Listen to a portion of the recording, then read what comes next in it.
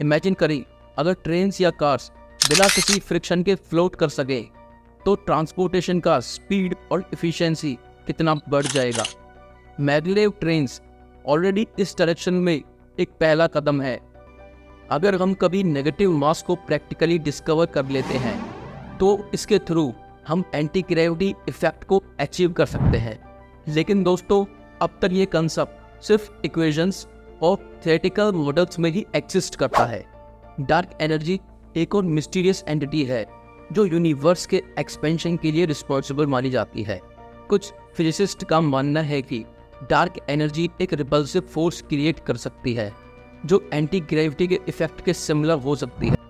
Edgar फोचे, जो aeronautical engineering में degrees रखते हैं और एरिया 51 में काम कर चुके हैं, उन्होंने ब्रिटिश टेलीविज़न पर एक इंटरव्यू में ऑरोरा प्रोजेक्ट्स के डिटेल्स डिस्क्लोज किए थे, जो क्रैश्ड एलियन स्पेसक्राफ्ट से टेक्नोलॉजी रिवर्स इंजीनियर करना था। अगर एंटी ग्रेविटी का कंसेप्ट कभी रियल लाइफ में इम्प्लीमेंट हो गया तो इसके एप्लीकेशंस अनइमेजिनेबल होंगे। एंटी ग्रेविटी टेक्नोलॉजी के थ्रू हम फ्लोटिंग बिल्डिंग्स और सिटीज क्रिएट कर सकते हैं। एंटी ग्रेविटी एक ऐसा कंसेप्ट है जिसमें एक ऐसी जगह या ऑब्जेक्ट बनाया जाता है जो ग्रेविटी के फोर्स से फ्री हो। ये फ्री फॉल या ऑर्बिट में जो वेटलेसनेस फ्री होती है उसकी बात नहीं कर रहे हैं, और ना ही ग्रेविटी की फोर्स को किसी और फोर्स जैसे कि इलेक्ट्रोमैग्नेटिज्म या एरोडायनामिक लिफ्ट से बैलेंस करने की बात हो रही है। एंटी ग्रेविटी साइंस फिक्शन में बार बार आने वाला कंसेप्ट है, खासकर स्पेसक्राफ्ट प्रोपल्शन के कॉन्टेक्स्ट में। दोस्तों, जैसे इलेक्ट्रोमैग्नेटिज्म इलेक्ट्रिक फील्ड और मैग्नेटिक फील्ड कंपोनेंट्स में ब्रेकडाउन होते हैं, वैसे ही ग्रेविटी को भी ग्रेविटो इलेक्ट्रिक और ग्रेविटो मैग्नेटिक फील्ड कंपोनेंट्स में ब्रेकडाउन किया जा सकता है। जैसे चार्ज की प्रेजेंस एक इलेक्ट्रिक फील्ड क्रिएट करती है, वैसे ही मास की प्रेजेंस एक ग्रेविटो इलेक्ट्रिक फील्ड प्रोड्यूस करती है जो ग्रेविटी क्रिएट करती है, जो आपको और हमको इस अर्थ पर ग्राउंडेड रखती है। जैसे एक इलेक्ट्रिक चार्ज का मोशन स्पेस के थ्रू एक मैग्नेटिक फील्ड प्रोड्यूस करता है, वैसे ही एक मास का मोशन स्पेस के थ्रू एक ग्रेविटो मैग्नेटिक फील्ड क्रिएट करता है। दोस्तों, ग्रेविटो मैग्नेटिज्म का ये नेचर है जिसे हमारे साइंटिस्ट अभी समझना शुरू कर रहे हैं। दोस्तों, पहले तो ग्रेविटी को समझना जरूरी है। न्यूटन के लॉ ऑफ यूनिवर्सल ग्रेविटेशन के अकॉर्डिंग तो मासेस के बीच में एक अट्रैक्टिव फोर्स होता है जो उनके मासेस के डायरेक्टली प्रोपोर्शनल और उनके बीच के डिस्टेंस के स्क्वायर के इनवर्सली प्रोपोर्शनल होता है। ये फोर्स ही हमें ग्राउंड पर बनाए रखता है और यही प्लैनेट्स को अपनी ऑर्बिट में रखता है। लेकिन 1915 में अल्बर्ट आइंस्टाइन ने general theory of relativity introduce की, जो ग्रेविटी को एक नई रोशनी में समझाता है। दोस्तों, आइंस्टाइन के अकॉर्डिंग ग्रेविटी कोई फोर्स नहीं बल्कि स्पेस टाइम का कर्वेचर है। जब कोई ऑब्जेक्ट जैसे कि अर्थ अपने मास के थ्रू स्पेस टाइम को बेंड करता है तो दूसरे ऑब्जेक्ट्स उस कर्वेचर को फॉलो करते हैं, जिसे हम ग्रेविटी कहते हैं। एंटी ग्रेविटी के कंसेप्ट को समझने के लिए हमें ये सोचना होगा कि क्या हम स्पेस टाइम के इस कर्वेचर को रिवर्स या न्यूट्रलाइज कर सकते हैं। दोस्तों, अगर हम ऐसा कर पाए तो हम ग्रेविटी के बिल्कुल अपोजिट फोर्स क्रिएट कर सकते हैं। यही एंटी ग्रेविटी का एसेंस है। लेकिन ये सिर्फ एक थ्योरेटिकल आइडिया है।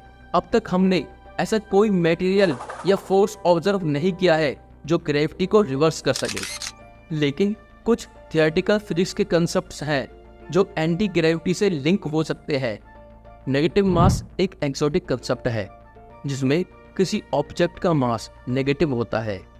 जब हम नॉर्मल पॉजिटिव मास वाले ऑब्जेक्ट पर फोर्स लगाते हैं तो वो फोर्स की डायरेक्शन में एक्सेलरेट करता है। लेकिन नेगेटिव मास के केस में फोर्स लगाने पर ऑब्जेक्ट अपोजिट डायरेक्शन में एक्सेलरेट करता है। अगर हम कभी नेगेटिव मास को प्रैक्टिकली डिस्कवर कर लेते हैं तो इसके थ्रू हम एंटी ग्रेविटी इफेक्ट को अचीव कर सकते हैं। लेकिन दोस्तों, अब तक ये कंसेप्ट सिर्फ इक्वेशंस और थियोरेटिकल मॉडल्स में ही एग्जिस्ट करता है। डार्क एनर्जी एक और मिस्टीरियस एंटिटी है जो यूनिवर्स के एक्सपेंशन के लिए रिस्पॉन्सिबल मानी जाती है। कुछ फिजिसिस्ट का मानना है कि डार्क एनर्जी एक रिपल्सिव फोर्स क्रिएट कर सकती है जो एंटी ग्रेविटी के इफेक्ट के सिमिलर हो सकती है।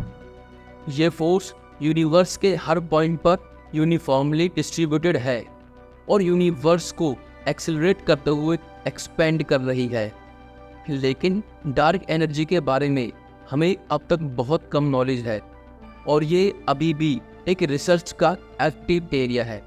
दोस्तों, डार्क एनर्जी को और डिटेल में समझने के लिए हमारे इस वीडियो को ज़रूर देखें।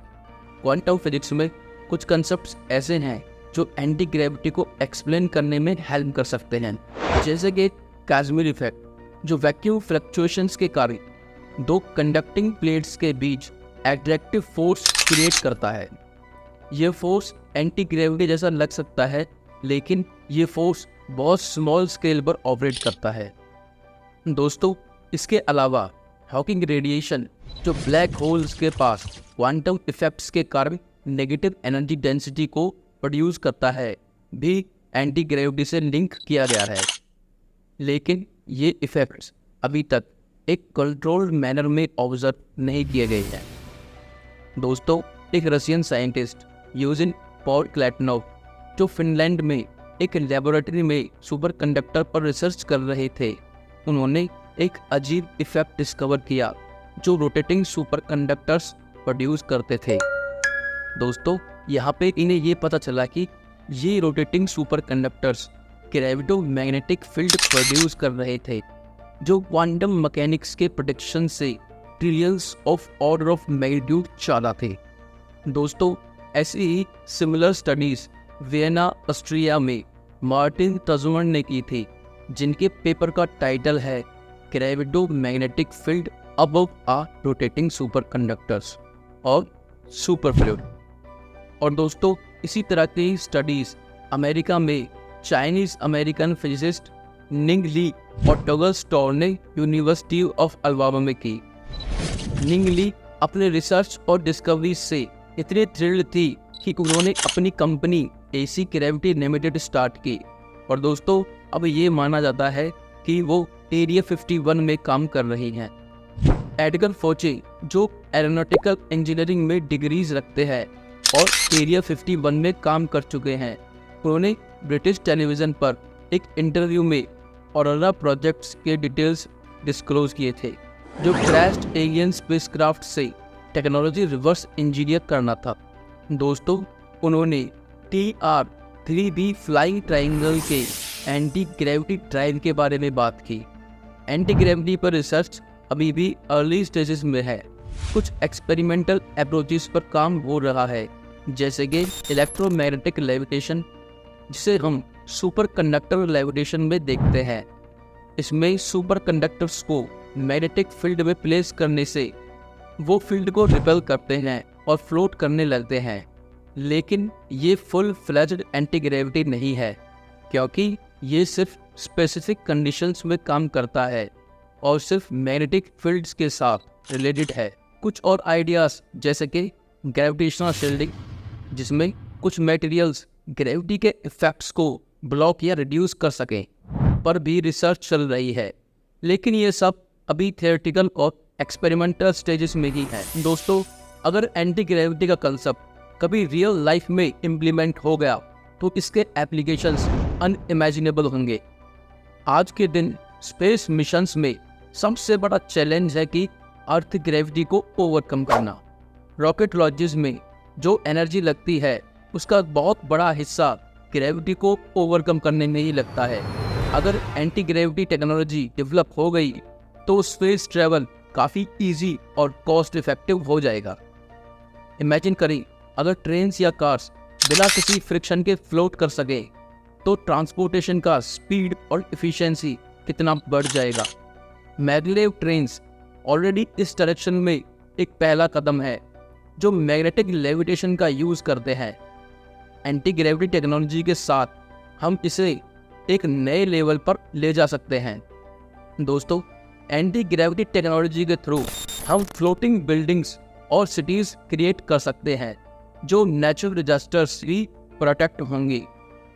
अर्थक्वेक प्रोन एरियाज में यह टेक्नोलॉजी एक गेम चेंजर बन सकती है।